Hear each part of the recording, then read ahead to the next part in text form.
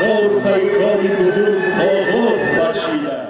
наврӯзи байналмилалӣ дар душанбе пойтахти тоҷикистон шоми 21 март зери борони шадид ва ҳавои сард баргузор шуд.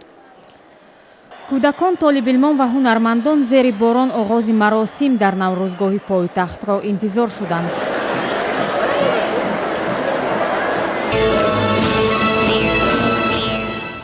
ин дуввумин маросими бузург ва театркунонидашудаи таҷлил аз наврӯзи байналмилалӣ дар рӯзи 21 март буд.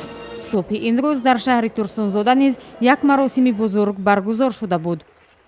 маросими таҷлил аз наврӯзи байналмилалӣ дар наврӯзгоҳи душанбе бо ҳузури раиси ҷумҳур Имомалӣ Раҳмон ва писари бузургаш Рустами Имомалӣ, шаҳрдори Душанбе, раиси Маҷлиси Миллӣ Маҳмадсаид Убайдуллоев ва Шукурҷон Зуҳуров, раиси Маҷлиси намояндагон ва меҳмонони дохиливу хориҷӣ баргузор шуд.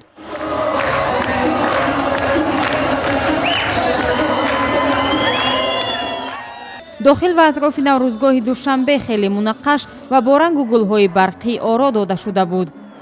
дар намоишномаи театрии тақрибан 1.5 соатии таври маъмул аз суннатҳо ва оинҳои наврӯзӣ суҳбат мешуд. аз суруду таронаҳои наврӯзӣ ширкатдорон ба ваҷд омада афроде ки зери боми наврӯзгоҳ ҷой гирифта буданд мерақсиданд, аммо нафароне ки ҷои нишасташон дар нишастгоҳҳои боз қарор дошт, аз оғоз то анҷом бо чатрҳо аз борон паноҳ бурда барномаи ҳунариро тамошо мекарданд.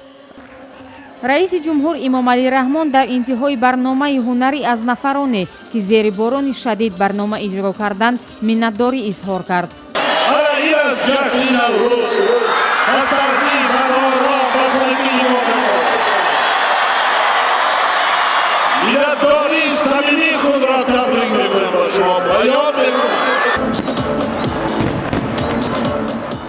қаблан ҳавошиносон огаҳ карда буданд ки рӯзҳои таҷлили иди наврӯз дар тоҷикистон боронҳои шадид меборад, аммо ба назар мерасад ки дар ҳама гуна ҳавои номусоид дар тамоми гӯшаҳои тоҷикистон наврӯзи байналмилалӣ бо шукӯҳи хосе таҷлил карда шуд.